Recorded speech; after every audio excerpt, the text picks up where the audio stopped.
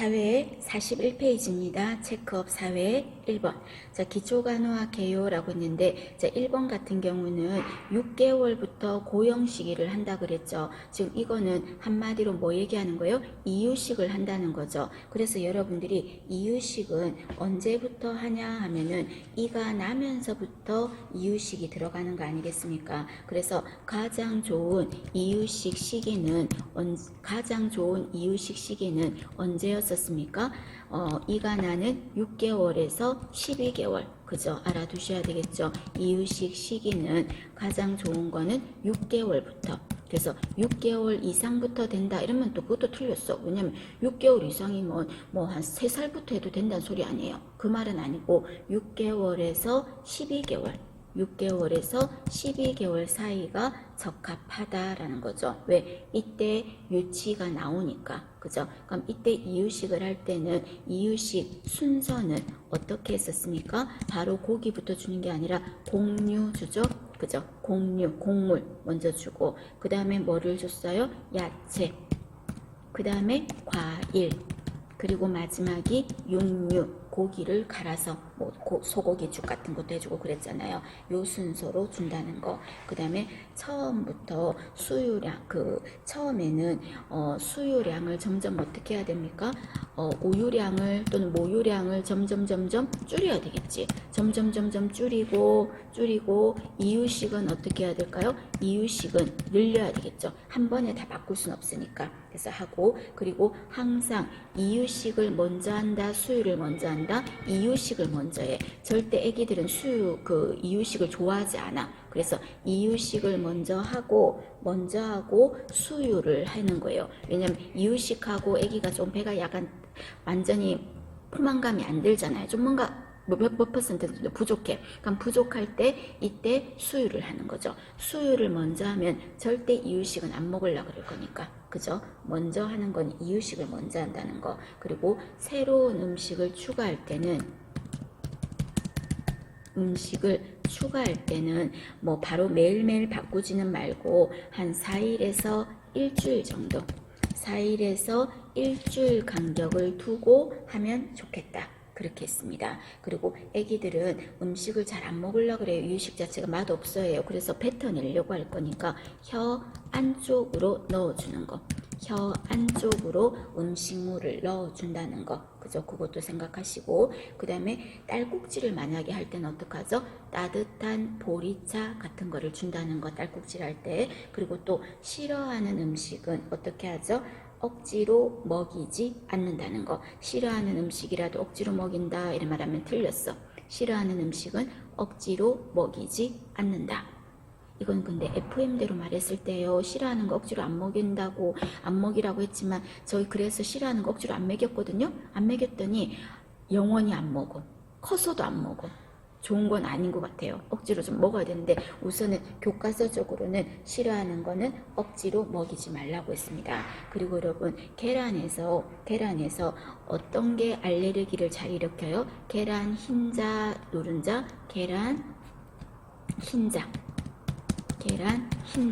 계란 흰자 같은 경우는 알레르기를 일으킬 확률이 높아요. 그래서 언제쯤부터 계란 흰자를 먹는 게 좋겠다? 계란 흰자는 알레르기 유발을 할 수가 있으니까 조금 더 커서, 그러면 이유식을 하는 시기 중에서 가장 늦은 게 언제야? 12개월이잖아요. 그죠? 그래서 12개월 정도부터 이때 계란 흰자를 주는 게 좋겠다. 계란 흰자는 알레르기를 유발할 수 있으니까 12개월경에 주는 게 좋겠다. 되셨습니까? 하나 참고로 적어놔 주시고요. 자, 그 다음에 이때 이유식을 하면 철분이 충분히 보충이 되는 거죠. 그죠? 그래서 임신 말기에 특히 필요한 영양소가 뭐였다? 철분이었어요. 그래서 아기가 6개월 동안에 이유식 안 하는 동안에는 엄마의 철분을 자기가 먹고 이유식을 할 때쯤 되면 철분이 이유식을 통해서 들어올 수가 있다 그랬죠. 그래서 1번 같은 경우는 4번이겠죠. 4번. 철분 요구량이 늘고 소화가 잘 되니까 이때부터 이유식을 하겠다. 그 말입니다. 되셨습니까? 하나 알아두시고요. 자, 그 다음에 2번에 볼게요. 2번에 보면 자, 뇌수종 진단을 받았다 그랬죠. 그럼 뇌수종이 있다면 여러분 이 아이는 뇌에 물이 찬 거잖아요. 그럼 뇌에 물이 찼으면 뇌압이 어떻게 됐을까? 뇌압이 올라갔겠죠. 뇌압이 올라갔겠죠. 그래서 악이라고 했으니까 그죠? 천문이 있네. 그죠? 그럼 이때 이 아이는 나타나는 증상이 뭐가 나타납니까? 여기에도 나온 것처럼요. 머리 둘레가 어떻게 돼요? 커져요. 그래서 뇌압이 올라가면 아기들 같은 경우는 머리 둘레가 커져요. 머리 둘레를 두위라고 하겠습니다. 머리 둘레를 두위가 증가하겠습니다. 머리 둘레가 증가합니다. 되셨죠? 자, 그 다음에 이번에는 천문이 어떻게 된댔어요? 천문이 압이 올라가니까 불룩하게 올라온다 그랬죠? 천문이 팽창됩니다. 탈수가 일어났을 때는 천문이 함몰되고요. 되셨습니까? 자, 그 다음에 또 특징이 두개골 봉합선, 아직은 두개골이 아직은 다물어지지 않았다 그랬죠. 거기가 뇌압이 올라가면 어떻게 된다? 트어져요. 옷이 살이 쪄서 옷이 트어지듯이 두개골 봉합선이 드드드드득 트어져요. 뇌압이 올라가면. 그리고 또 두피에도 혈관이 있잖아요, 여러분. 우리 핏대에서 하면 목에 핏대가 탁 오르는 것처럼 머리 두피에도 두피에 있는 정맥, 두피 정맥이라고 합니다. 얘가 어떻게 될까요? 머리에 압이 올라가니까 두피 정맥이 두두두두두 나타날 거야. 확장. 자, 요런 것 등이 뇌에 압이 올라갔을 때 나타나는 아기들한테 있을 수 있는 증상인 거죠. 되셨습니까? 자, 그럼 이때 뇌압이 올라갔을 때는 얘네들한테 뇌수종 아이들은 어떻게 간호를 하면 됩니까? 간호. 뇌수종 아이들 간호. 그 말은 다르게 말하면 뇌압이 올라갔을 때 어떻게 간호하면 됩니까? 하는 말하고 같은 거예요. 자, 이때 간호는 우선은 뇌압이 안 올라가게 하는 게 가장 좋아요. 그래서 뇌압이 가장 안 올라가게 하려면 절대 안정하는 게 좋아. 그래서 자극을 주면 안 돼. 그래서 외부 자극을 감소시켜라. 자극을 많이 주면 뇌압이 올라갈 수 있다 이 말이에요. 자, 그 다음에 두 번째는 뇌압을 어떻게 해야 돼요? 내려줘야 되겠죠. 내려주려면 머리를 약간 어떻게 해야 돼요? 올려야 돼. 그래서 머리를 올려주는 거예요. 그래서 머리와 어깨를 상승시키겠습니다.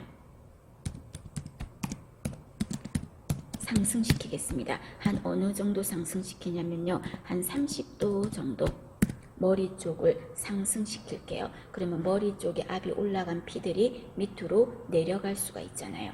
그죠? 그 다음에 세 번째는 뇌 손상이니까 뇌 상태를 계속 관찰해야 되니까 뇌 손상하면은 의식 수준을 계속 관찰하셔야 됩니다. 의식 수준을 관찰하셔야 돼요. 되셨습니까? 의식 수준을 관찰한다는 거 봐주시고요. 자, 그 다음에 또 이때 이 애들한테 천문이 불룩하게 올라오니까 대천문 팽창, 대천문이 팽창하는지를 수시로 확인해야 돼. 그래서 천문이 팽창한 다음에는 뇌압이 지금 심하게 올라가고 있는 상황이니까.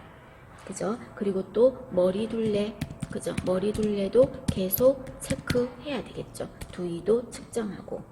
그리고 이때 뇌압이 올라갈 때는 여러분 질문합니다. 수액량을 많이 주는 게 좋을까요? 조금 줄이는 게 좋을까요?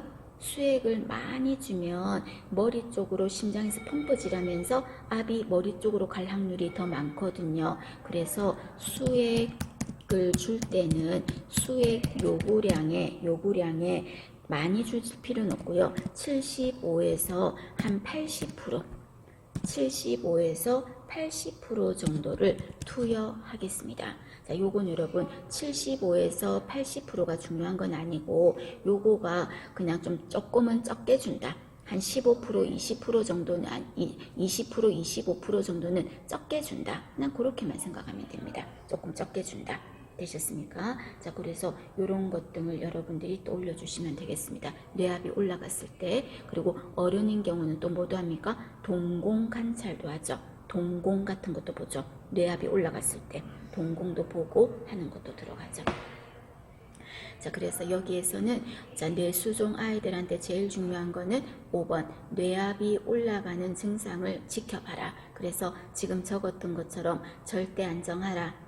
그죠? 그럼 머리 쪽을 올려줘라. 침대 머리를 상승시켜라. 30도 정도로. 그리고 또 대천문이나 또는 머리 둘레가 커지는지 체크하라. 그리고 수행 요구량을 조금은 줄여라. 한 20에서 25% 정도 줄여라 하는 것 등이 들어가겠습니다. 봐주십니다. 자, 그 다음에 3번에 보시면 임신성 고혈압이라고 했죠. 자, 임신성 고혈압이라고 했습니다. 자, 여러분 임신 때문에 생긴 고혈압이다 그 말이겠죠. 그럼 이 임신성 고혈압에는 먼저 가장 대표적인 증상이 어떤 거예요? 고혈압, 그 다음에 단백뇨, 그리고 부종 이거죠. 그래서 이 세 가지가 나타나는 단계는 임신 중독증이죠. 그럼 임신 중독증 중에서도 얘는 뭐라고 합니까? 자간 전증이라고 하죠. 임신성 고혈압은 여러분 임신 중독증이다 생각하면 돼. 그럼 임신 중독증의 3대 증상이 뭐야? 고혈압, 단백뇨, 부종이잖아요. 그 세 가지를 나타내는 거는 임신 중독증 중에서 무슨 단계라고 한다? 자간전증 단계라고 하고, 여기에다가 플러스 고혈압, 그리고 단백뇨, 그리고 부종, 여기에다가 경련까지 동반된다면 그때는 임신 중독증 중에서도 무엇이라고 한다? 경련을 자간이라고 하거든요. 그래서 자간이 일어난 단계다. 그래서 자간증이라고 하겠습니다. 되셨습니까? 알아두실 것. 자, 그러면 이때 임신성 고혈압일 때는 어떻게 해야 됩니까? 이 사람 절대 안정할 거예요. 절대 안정할 거고, 그리고 이 사람 자극을 주면 안 되겠죠. 절대 안정할 거고, 그 다음에 꼭 해야 되는 게 어떤 게 있어요? 혈압이 있으니까 혈압 체크하고, 그죠? 그리고 또 소변에서 단백뇨를 보인다니까 어느 정도인지 소변 검사 같은 거 꼭 하고, 몸이 붓는다니까 체중 측정하고 이런 거 들어가겠죠. 그리고 이 사람들은 혈압이 있고 몸이 부으니까 소금기 적게 먹을게요. 그리고 또 물도 적게 먹을 거예요. 수분도 제한하겠습니다. 되셨습니까? 탄수화물도 조금 적절하게 적게 먹겠습니다. 탄수화물도. 그리고 지방도 좀 적게 먹겠습니다. 저지방. 이런 거 들어가겠죠. 혈압에도. 그죠? 자, 그러면서 여러분 이 사람들한테는 단백질은 어떡하지? 단백질은 많이 주세요. 단백질은 주세요. 고단백이라는 거 조심하셔야 된댔습니다. 고단백이다. 그리고 만약에 경련까지 동반된다면 어떻게 해야 됩니까? 어둡고 그리고 조용하게 해줘라. 어둡고 조용하게 해라. 그리고 경련까지 동반된다면 기도 유지를 해야 되기 때문에 분비물 같은 게 바깥으로 흘러나갈 수 있게 앙화일을 하더라도 고개는 어떻게 해야 돼요? 옆으로 해주는 거죠. 그리고 흘러나가도록 해주는 거죠. 또는 서랍장 이런 거를 입에 물려준다는 거, 이런 거 들어가죠. 자, 그 다음에 다치면 안 되겠죠. 외상 방지를 해야 되니까 주변에 위험한 물건 같은 거, 위험한 물건 치워주고, 그 다음에 또 어떻게 해줬어요? 옷은 느슨하게, 옷은 헐렁하게 느슨하게 해주고, 그리고 이때 마사지 주물러 주는 거 좋다 안 좋다? 안 좋다. 그리고 이때 움직인다고 자꾸 억제돼 보호대 해주는 거 좋다 안 좋다? 안 좋다 라고 했죠. 그죠? 그리고 이런 거 같이 보시고요. 그리고 환경은 어둡고 조용하게 한다 하는 거 봐주십니다. 되셨습니까? 자, 그러면 이런 임신성 고혈압이 태아에게 미치는 영향인 거죠. 그럼 임신성 고혈압이 있으면 여러분 아기가 잘 안 자라겠지. 지금 태아에 미치는 영향이니까 양수, 과다 이런 거 하면 안 돼. 태아한테 미치는 영향이 있잖아요. 그죠? 그래서 1번 태아 성장이 잘 안 될 거다 이거인 거죠. 그 다음 2번도 하면 안 돼요. 임신성 고혈압 때문에 태아가 기형이 되거나 이렇진 않아요. 기형이라고 하면 가장 대표적인 게 어디 있어? 국외 파열, 그죠? 기형이야. 모네아 기형이야. 소두증 이런 거 기형이에요. 근데 이거하고는 상관이 없어요. 성장이 제대로 안 되겠죠. 되셨습니까? 자, 그 다음에 4번에 보시면 폐성숙이 제한된다 했는데, 폐성숙이 제한되는 거는 이거는 미숙아들한테 일어나는 질환 중에서 뭐라고 합니까? 초자양막증이라는 거였죠. 미숙아들에게서 2대 질환 하면은 초자양막증.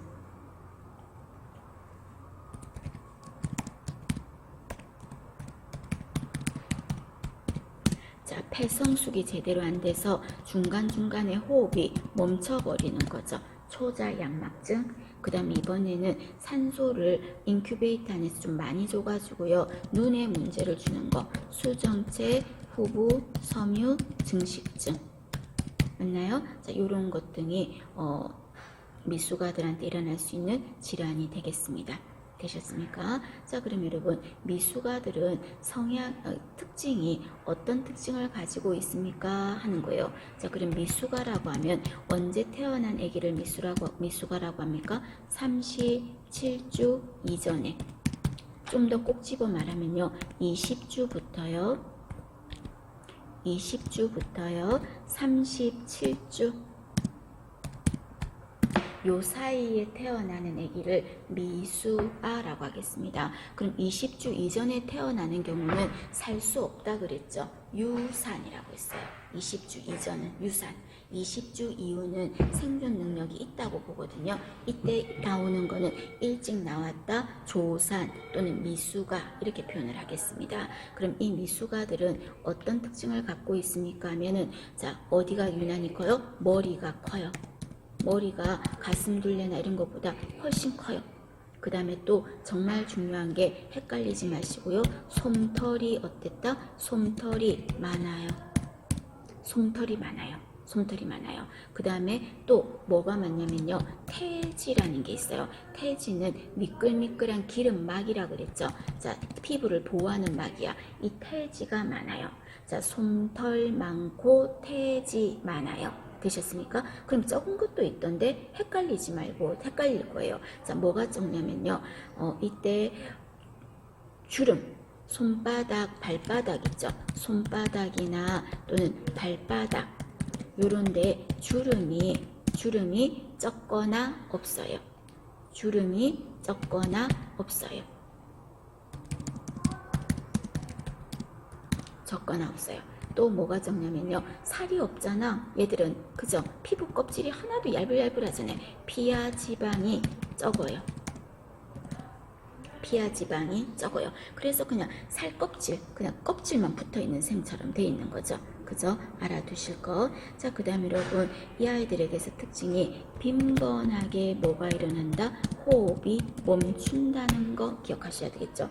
호흡이 멈출 거야. 이게 왜 일어나는 거예요? 이런 것 때문에 일어나는 질환이 초자양막증이라고 했잖아요. 그죠? 일어나는, 숨이 멈춰. 자, 그 다음에 호흡이요, 패턴이 너무 똑같아. 너무 똑같아도 안 돼. 왜냐하면 애들이 땡깡 부리고 울면 호흡수가 더 많이 늘어야 되는 건 당연하지 않나? 그런데 호흡이 너무나 일정하게 똑같아. 그거는 미숙한 거예요. 주기적인 호흡. 원래 신생아들은요, 호흡이 어때야 된다? 빠르면서요, 불규칙한 게 정상이야. 그런데 얘네들은 불규칙한 게 정상이라니까요. 그런데 얘네들은 규칙적이에요. 늘 똑같아. 외부 환경이나 자기의 환경의 영향을 전혀 안 받는 거예요. 좋은 거 아니에요. 주기적인 호흡. 그 다음에 남자아이들 같은 경우는 고환이 하강이 안 됐어요. 고환이 내려와야 되잖아요. 고환이 음낭안으로 내려와야 되는데 고환 하강이 안 되어 있어요. 안 되어 있어요. 자, 그 다음에 관절 부분 있죠. 그래서 팔꿈치라든지 또 손목이라든지 또는 무릎이라든지 또는 발목이 꼭 어떤 모습이냐면, 왜 개구리가 폴짝 뛰려고 하는 자세 있죠. 착지하고 있는 자세. 그런 모습으로 하고 있어요. 관절이. 그래서 이런 게 개구리 모양을 하고 있다. 이렇게 표현하겠습니다. 관절 부분이 개구리가 폴짝 뛰려고 하는 자세처럼 개구리 모양을 하고 있다. 그 말입니다. 그리고 소변이 여러분 진하게 조금 진해져야 되잖아. 나갈 때는 그게 신장이 소변을 진하게 농축시켜야 되는데 미숙아들은 신장이 소변을 진하게 농축시키지를 못해. 그래서 소변이 어떤 소변이 나온다? 연하게 그냥 허옇게 나오는 거죠. 희석된 소변. 소변이 좀 묽게 연하게 나온다는 거예요. 되셨습니까? 남자아이는 고환이 밑으로 내려오지 않았어요. 그죠? 이렇게 잠복 고환이 되는데 여자아이들은 또 어떠냐면요. 음핵이라는 게 있죠. 이게 좀 유난히 바깥으로 돌출이 되어 있어요. 자, 이런 것 등이 미숙아들의 특징입니다. 여러분. 특징. 되셨습니까? 요거 여러분 암기를 해 두셔야 되겠습니다. 알아두십시오.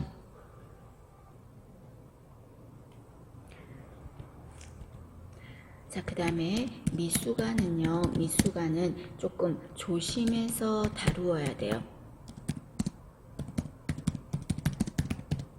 미숙아를 조심해서 다루는 이유가 뭐냐 이렇게 물어볼 수도 있고요. 또는 미숙아는요 자꾸 불쌍하다고 좀 안 됐잖아요. 아기가 조그만 애가 아프고 태어나자마자부터 아픈 것부터 배웠으니까 그래서 얼마나 안타까워. 그래서 미숙아를 자꾸 만져주고 이러기가 쉬운데 불쌍하니까 안 됐으니까. 그런데 미숙아는요 만지는 횟수를 적게 해야 됩니다. 그래서 만지는 횟수를 적게 하는 이유가 뭐냐 이렇게 물어볼 수도 있어. 조심해서 다루는 이유가 뭐냐, 만지는 횟수를 적게 해야 되는 이유가 뭐냐 이래 말하면 첫 번째가 미숙아들은요 에너지가 별로 없어요. 안 그래요? 얘네들한테는. 그죠? 그런데 여러분이 자꾸 뺐다 듣다 뺐다 들었다 안았다 하면 안아준다고 하면 애기들도 에너지 몸을 움직이게 되니까 에너지를 쓰게 돼. 그 에너지 지금 얘들은 쓰면 안 된다니까요. 그래서 미숙아들은 열량 소모를 막아야 돼요. 그래서 애기를 자꾸 안아주거나 자주 이렇게 만지고 이렇게 하지 말라는 겁니다. 되셨습니까? 그럼 이 이유 말고 또 있어요. 또 어떤 것도 있어요. 미숙아들은 엄마한테서 충분한 면역체를 못 받고 나왔죠. 그래서 감염이 잘 생긴다 그랬잖아요. 그래서 우리가 어쨌든 간에 자주 만지면 애한테 감염을 일으킬 확률이 높잖아요. 그죠? 그래서 안 됩니다. 그 다음에 또 세 번째는요. 미숙아는 어디에 있어? 인큐베이터 안에 있잖아. 그럼 인큐베이터 안에는 온도, 습도, 산소 농도를 딱 세팅을 해놨잖아요. 근데 내가 자꾸 문을 열어서 아기를 끄집어내고 또 들락날락 하면 안에 있는 산소 농도가 어떻게 될까요? 변화가 되는 거죠. 변화. 산소 농도가 바뀌겠지. 이런 거를 막기 위해서 아기를 조심해서 다루어야 되고 만지는 횟수를 적게 해야 한다는 겁니다. 요거 이유도 알아두십니다. 봐주세요.